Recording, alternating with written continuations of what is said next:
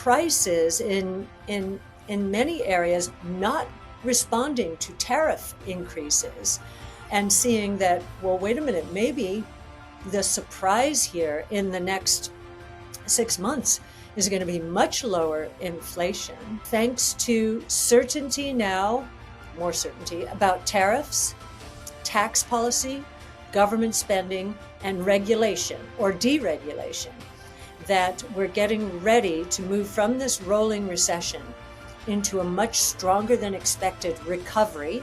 In the next, I'll say 6 to 9 months, it will become obvious. I think we can safely say that our bull case is well over $1 million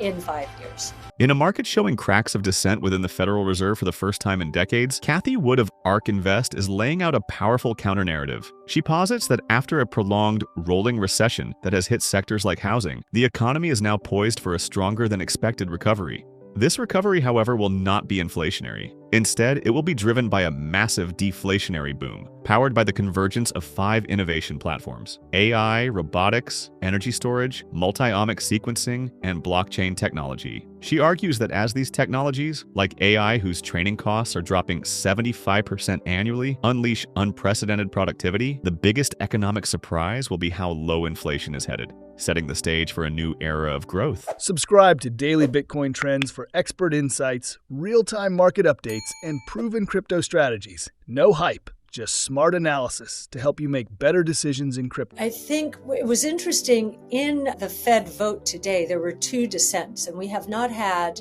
2 dissents since 1993. And I remember those because I was in the business back then as well. And I think that's very important symbolically because Chairman Powell has wanted unanimity. And so now we've had a break. And part of it is because Chairman Powell's term is up in May of next year, and maybe the 2 governors dissenting want a shot at that position. You never know. But maybe it is because the 2 governors, and I haven't gone through all of the notes yet, the 2 governors are seeing evidence of housing relapsing here and prices in many areas not responding to tariff increases, and seeing that, well, wait a minute, maybe the surprise here in the next 6 months is going to be much lower inflation. And we've had a few employment reports that they have something for everyone, some strength, some weakness. But I think what's beginning to concern a lot of people is that the unemployment rate for new college graduates is going up. And that's because entry-level positions are being subsumed in many cases by automation, especially AI. And so I think they're looking at this as a potential concern out there. We have been saying for quite some time that the economy has been in a rolling recession. When the Fed jacked rates up 22-fold in little more than a year's time, one sector after another began to give way, starting with housing. Housing, by many measures, is down 35% still from the peak. And we're seeing some metrics take another step function down. So I think that has some people concerned. I think the housing inflation numbers are going to come down. They're already, the monthly numbers that we get from various sources are showing declines. Year over year, they're not declining, except for maybe median existing home sales.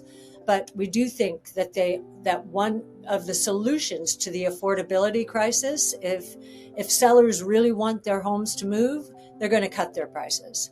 And because that is if interest rates don't come down. And if they do cut prices, then the big surprise in the latter part of this year is how low inflation is going to go.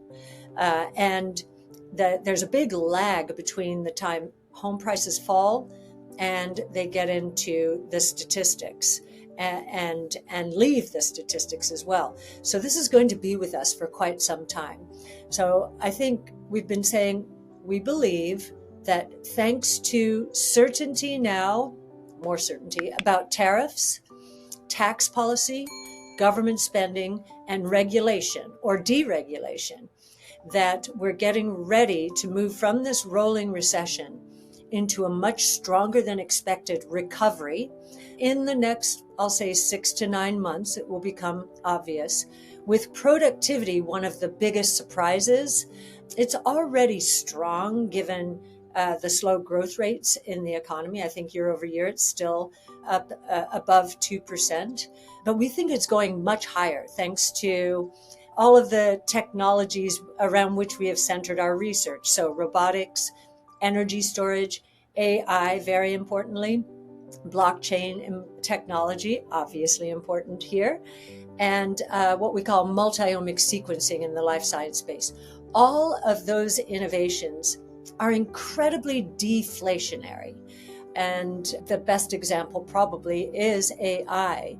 AI training costs are dropping 75% per year. I just learned from one of the founders of Tether, Paolo, that they had no idea that Tether would become an important source of dollar exposure to emerging markets until COVID, when the children of in families in emerging markets would go to their parents and say, you don't have to go into the black market today to buy dollars. We can do this on the internet. And that's how it really spread, which is fascinating, isn't it? We thought Bitcoin would serve that role because we didn't know about stablecoins. And even very recently, I think we're becoming very surprised at how quickly the uptake of stablecoins is. So if we had to modify anything in that $1.5 million forecast, you'd probably see and you can see on a table in Big Ideas 2025, how we build up the bull case. We'd probably take a little bit from the emerging market part of that stack. But I think the much bigger force right now is it's the gateway into digital assets for institutional. It's a new asset class. That and the really substitute for gold as a store of value, another use case. Those are the two biggest, and those we have not changed at all our opinion on. So I think we can safely say that our bull case is well over $1 million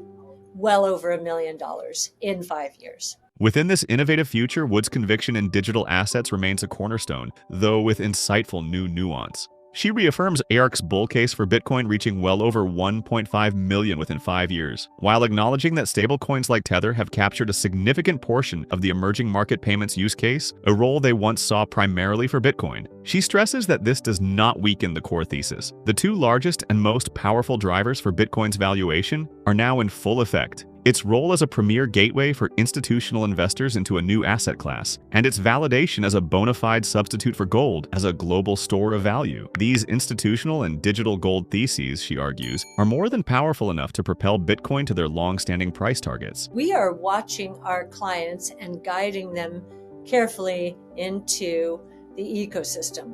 Bitcoin, Ether.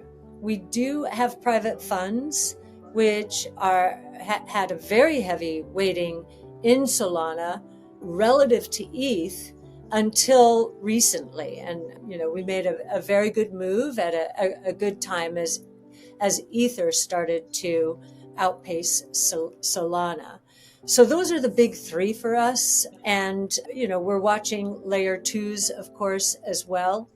And I think you'll see us, as we're trying to educate our primary client base, go more deeply into, the big three, talking in terms that financial analysts and investors will understand, looking at returns relative to risk, calculating the Sharpe ratio, the Sortino ratio, and so forth. So I think that's what we're really doing right now in terms of from an education point of view.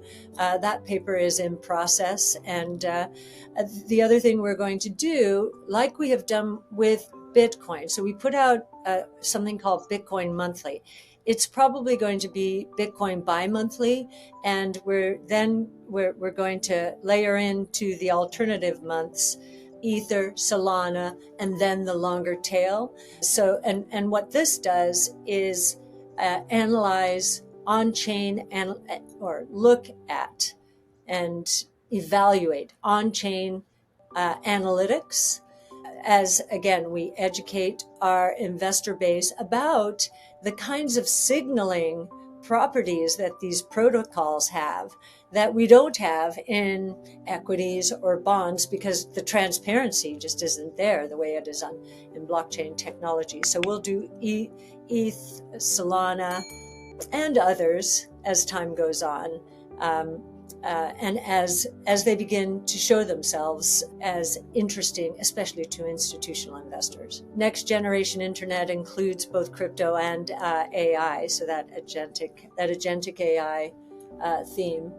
The two in the top 10, there actually are three in the top 10 of certainly the F and K: Coinbase, Circle, and Robinhood. Robinhood is not a pure play, but as we've watched, and I'm going to say about 3 years ago, our questioning when we had our quarterly calls with Robinhood was all around crypto. Your client base wants it. Where are you? Where are you? Are you building out your infrastructure? And at a point, we pulled away because they pulled away. And of course, now they're at full throttle. If you saw their analyst day and the debut of some of their crypto offerings, I think they're playing to win big. As I said before, with MicroStrategy, yes, that is a bet on Bitcoin. That's obviously the biggest asset in the space. We feel certainly that Coinbase is is powered importantly by Bitcoin, because where Bitcoin goes, others follow. So we felt that we had a good broad-based holding there. And as I said, Bitmine Immersions is not in the top 10, but we do think it's important now that Ether is showing up as an institutional preference, that it's important for us to be there. Beyond Bitcoin, Wood reveals ARK's active strategy, focused on what she terms the Big Three: Bitcoin, Ether, and Solana. She highlights their firm's active management, such as a timely rotation from Solana into Ether to capture its recent outperformance. This active approach is powered by a commitment to educating their institutional client base, using sophisticated tools like the Sharpe and Sortino ratios, and pioneering the use of on-chain analytics. By publishing regular reports on the network health of these core assets, ARK is leveraging the unique transparency of blockchain technology to generate signals unavailable in traditional equity or bond markets. This positions them not just as investors, but as data-driven pioneers navigating the next generation of the internet, where crypto and AI converge.